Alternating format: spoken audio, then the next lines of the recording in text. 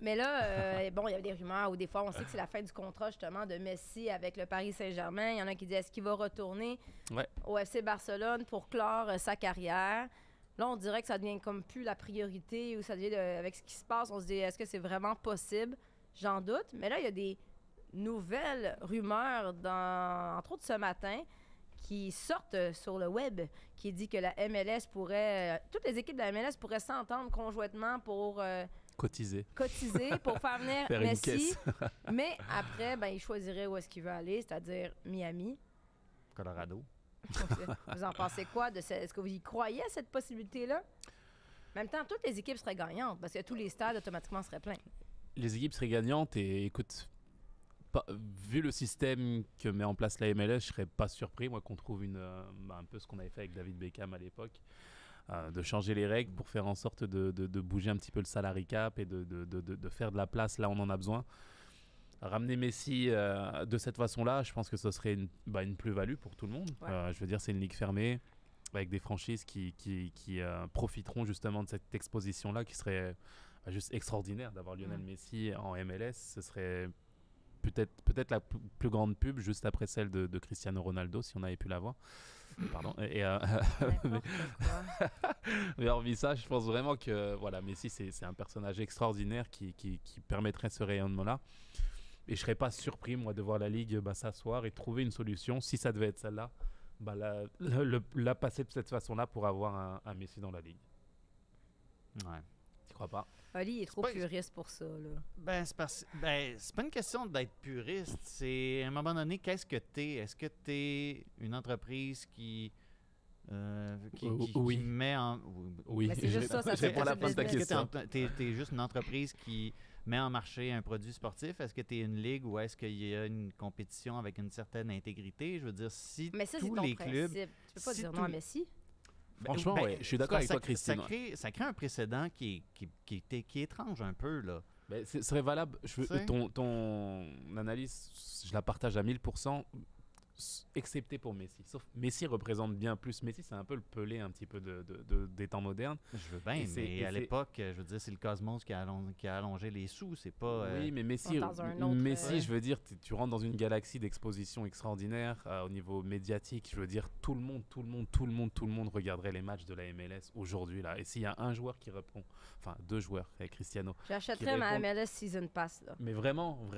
Et là je- je l'achèterais. Et je pense que s'il y a un joueur qui peut t'amener ce rayonnement aujourd'hui, et le Paris Saint-Germain ne s'y est pas trompé, c'est Lionel Messi. Il n'y a que lui aujourd'hui qui peut amener une exposition aussi haute, aussi exceptionnelle. Ouais, mais c'est Et- pas Rennes qui paye 20% de son salaire. Non, mais t'es en MLS. Non, Bah, 5%, pardon. D'une certaine façon, oui. Ben oui. D'une certaine façon, oui, avec les droits TV, avec beIN Sport qui appartient au Qatar, il faut le rappeler aussi, qui avec les droits télé enrichit les clubs d'une autre façon. Je veux dire, pour moi, c'est le même système qu'on a en France. Je veux dire, le PSG appartient au Qatar.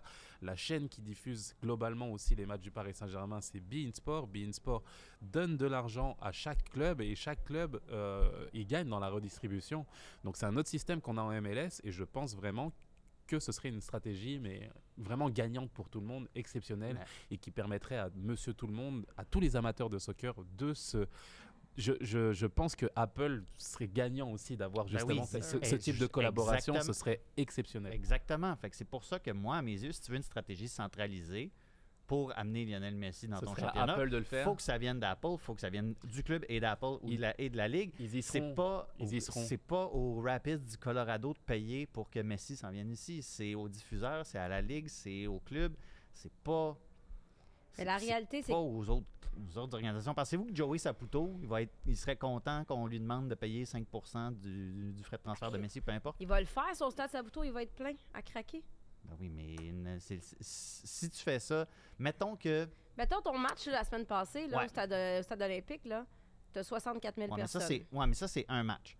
Mettons Lionel Messi dans un stade à 19 000 personnes, c'est la différence entre 17 et 19 000. Est-ce que le rendement sur l'investissement est si fort que ça pour avoir 2 000 personnes de plus dans ton stade? Oui, mais je veux dire, la MLS a pris le parti d'avoir une présentation globale aujourd'hui avec Apple, avec un regroupement stratégique qui permet à cette plateforme justement de regrouper toutes les équipes.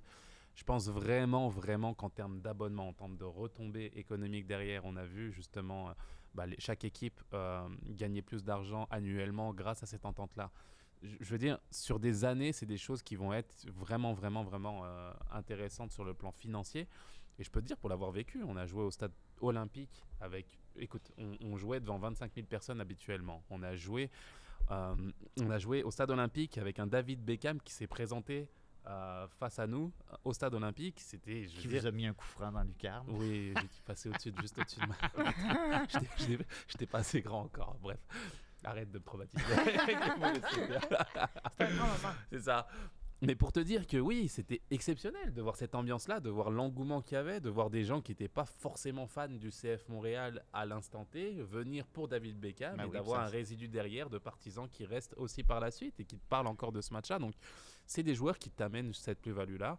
T'imagines Beckham, ce que ça a été, mais imagine ce que ça va être avec Lionel Messi. Moi, je trouve que c'est... Il faut trouver une entente, une façon de le faire. C'est pour ça que je te dis, et j'insiste là-dessus, ça peut pas venir des autres clubs de cette ligue-là. Ça n'a aucun bon sens. À un moment donné, c'est parce que il y a tellement de zones grises qui vont être créées avec ça. Tu sais, si, comme club qui n'est pas l'Inter Miami, tu as financé l'avenue de Messi à l'Inter Miami, puis là, l'Inter Miami vend...